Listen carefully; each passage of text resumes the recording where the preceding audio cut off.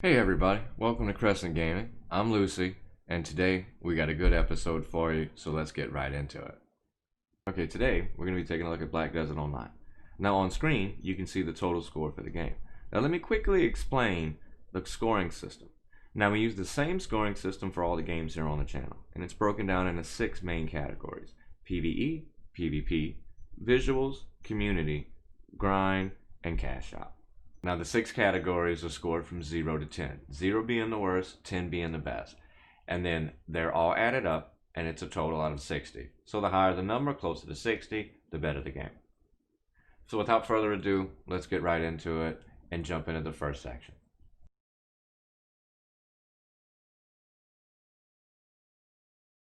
Your journey will take you across dangerous oceans of Margoria, bringing you to hidden jewels deep within Black Desert.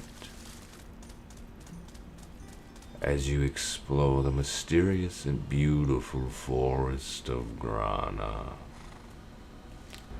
No, I'm just kidding y'all, but seriously. Black Desert Online is arguably the prettiest MMO currently on the market. The world of BDO is one huge map with loading screens being almost non-existent except for a few activities.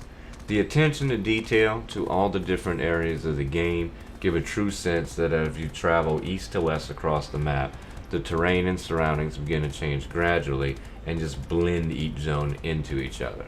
And if you're more of a sea dweller, the ocean is the size of about 6 times the size of the main continent. The world always feels lively with random NPC placement and very good asset artwork. The music score is also worth mentioning because it's top notch. And the costumes and character model designs are also some of the best that the genre has to offer. Performance wise, it's mostly AAA all the way. The graphics settings for about every type of rig out there, so it's pretty accessible. The particle effects and very high remastered modes just make some of the combat classes, such as the Wizard, who you'll see later in the video, just so satisfying to play. Also, the day and night cycles can dramatically change the aesthetics of the game.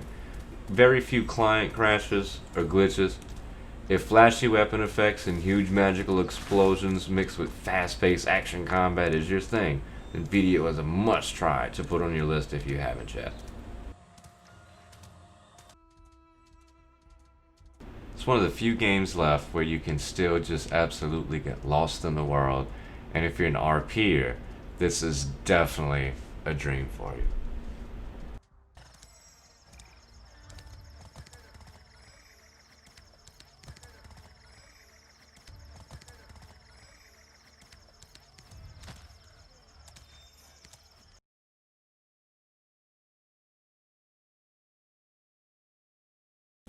Now it's always good to see other players in any game, and you're going to see a lot here. Along with the already huge player base, the launch of the season servers brought a new wave of players as well.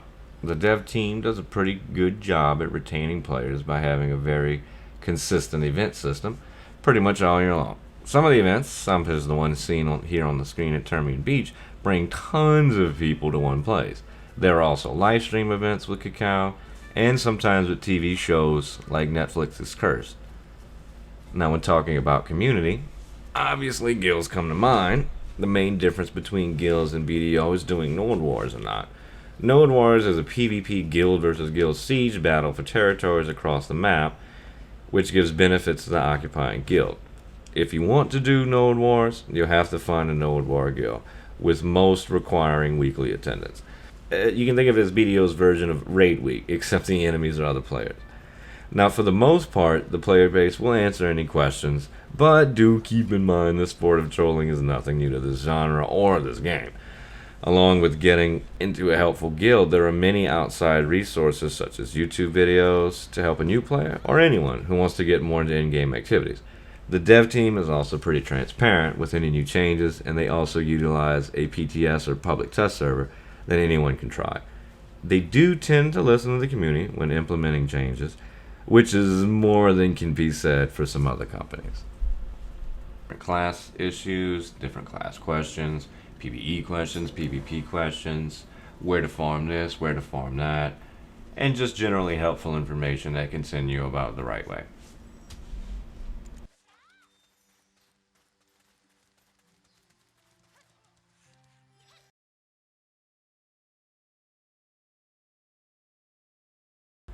Yes, the cash shop. The items in the warning sign are the closest this game gets to pay to win. So let's just start there. Weight is only applied to the character that you use them on, and weight can make your active playing time a nightmare. Artisan's memory can be used to advance much quicker by saving the precious meme frag to repair gear by at least 5 times cheaper. Costume buying, either through the central market or the cash shop, is the only intelligent way to buy Crone Stones. And Crone Stones can be argued as one of the most important items in the game because they can stop your gear from blowing up. Now, the rest of the items are, in my opinion, purely convenience and aesthetics. Maids, which can transfer items from storage to character inventory from anywhere on the world, can save you a trip to town, but adding a few minutes to the game session isn't the end of the world. Same with tents and repairing gear. Convenience. Nothing game breaking, just quicker progression. It is worth mentioning too that every day you log into the game you get 100 points of loyalties. And loyalties can accumulate it over the course of a few weeks or months, and you can buy a few things. Now, other than that, the only other 3 items that you should be on the lookout for are the 3 buffs, the Common Silver Blessing, the Book of Old Moon, and the Value Pack. Those 3 things necessarily aren't game breaking, but they definitely can make your time much easier and some of the more tedious aspects of the game a little simpler and a little quicker.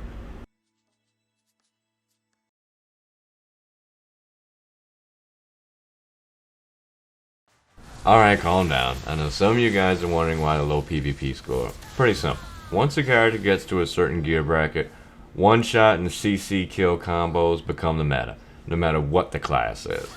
The on-screen footage you're looking at is a demonstration of the gear gap. My wizard in this clip was 235 and 303 DP in his season gear, and the guildmate I'm fighting is 267 AP and 319 DP in normal boss gear. I'm using my hardest hitting abilities just to make a dent, whereas in a second you'll see he can't even finish his attack animations because I die too fast. The devs have started a rebalancing process, but honestly they still have a long way to go. There are a lot of combat mechanics in the game, such as super armor, that either work or just flat out fail by simply playing another character, and then you really see that it doesn't work. DK, I'm kinda talking about you with those huge SA caps. Anyway, the combat can seem sort of an odd version of Street Fighter 2 Turbo on like turbo mode, where you just keep somebody pinned against the wall until they die. You can practice PvP in either the battle arena or one of the duel areas like where we are in this footage, and we're just outside of Velia. There is one instance PvP mode called Red Battlefield where up to 60 players can fight in kind of a 30v30. However, it sounds cool, but it's more of a cluster than anything else. And if you're wondering, yes, you can be a red player or a PKer in this game, but there is a karma system, and it can ruin the game for you real fast, and it can really ruin your gear and make it much more difficult to stay at a steady gear pace. So in short, it's currently a painful system to learn. However, there is still some fun that you can be had, especially when you find another character or other characters that are equally the same gear. That's when the fights do become much more fun. So 7.4 isn't bad, but it's not good either. It's not the best. But this is far from the worst PvP experience you'll have in a game. And once you get the hang of it, and if you do stay playing long enough to get into those higher gear brackets, you'll have more and more fun, and you'll find it become more and more accessible. As you can see here in this little clip, even though I am undergeared, I did manage to get the best of them. So it isn't impossible to beat someone who's overgeared or more geared than yourself, but it is much more difficult. One wrong move, and that's it.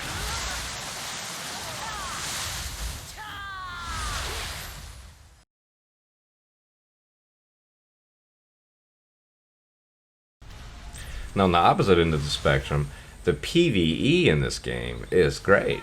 Certain classes, such as my wizard on the screen here, are just so damn fun to play. Big explosions, hard-hitting abilities really make the combat feel meaningful and satisfying.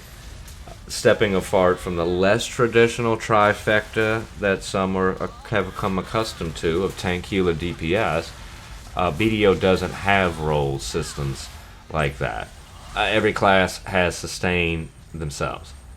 The biggest pitfall of PvE is that it's mostly solo content. In fact, sometimes you will find yourself in PvP defending your mob grinding spot. There are only a handful of activities where you would either need or want a group, and the rewards aren't too good. In my opinion, adding some sort of overland instant dungeons or more easily accessible group content with rewards that are worth the time and effort that everyone put in would do a world of good for the game. Gathering and crafting, if you so choose, can eat all your time. Almost any tree can be lumbered, almost any rock can be mined, and you can set your tune to AFK fish for days if you so desire. I know I'm only touching the surface here, but the crafting and the gathering systems are just too much to go over in this review video. There's also quite a lot of ocean content, so if shooting cannons at sea monsters, bartering trade goods from an island to island, or pirating other players' ships, you can do that here. There are also some mob grind zones that are only accessible from the sea, and the devs are planning to release even more ocean content. Noticeably, or more noteworthy, would be the Odalita expansion being the newest one that they announced. So let's hope we get that soon, so we can get a little more ocean content going on, because I know a lot of people want to use some of these new boats. And as of this video, I have made the Caravel, so yay.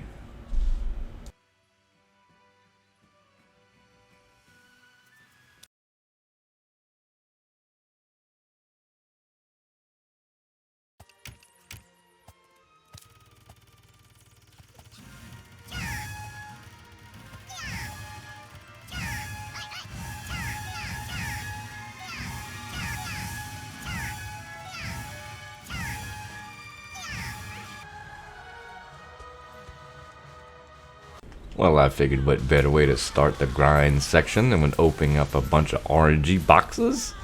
Those were some Oasis boxes, which the event's still going on. It's been going on for months now. Let's hope it doesn't end. But you'll be finding yourself forming a lot of boxes, whether it be through events or whether it be through mob bosses. So that's just one part of the grind here. What I mean by grind is basically how much real life time and effort you can put into one or multiple activities and never having a true end. When it comes to grind, BDO has one of the longest roads towards quote-unquote endgame.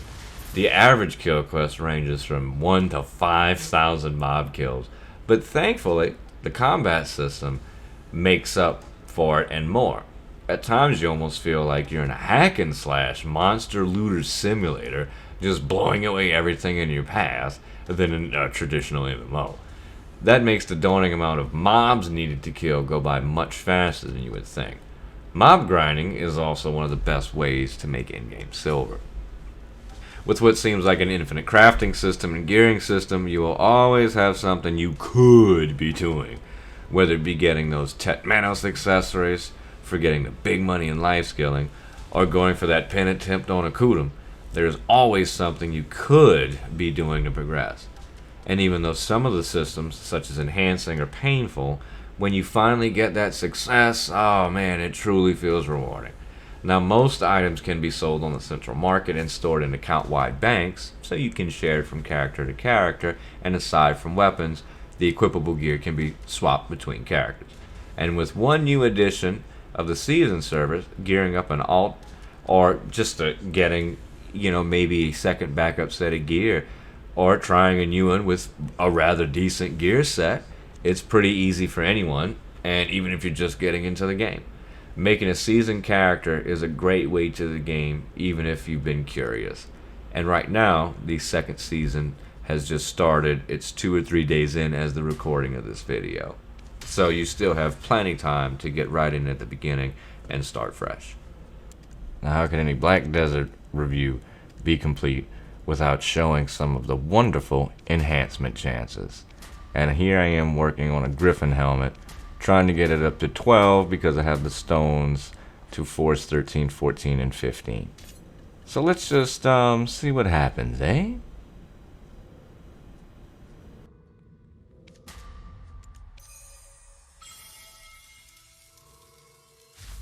Hey guys, thanks for watching the video. Please leave a comment if you'd like to see something different, if you had any questions. Give a thumbs up if you enjoyed the content, and please subscribe. And if you didn't, give a thumbs down. And we'll see y'all next time.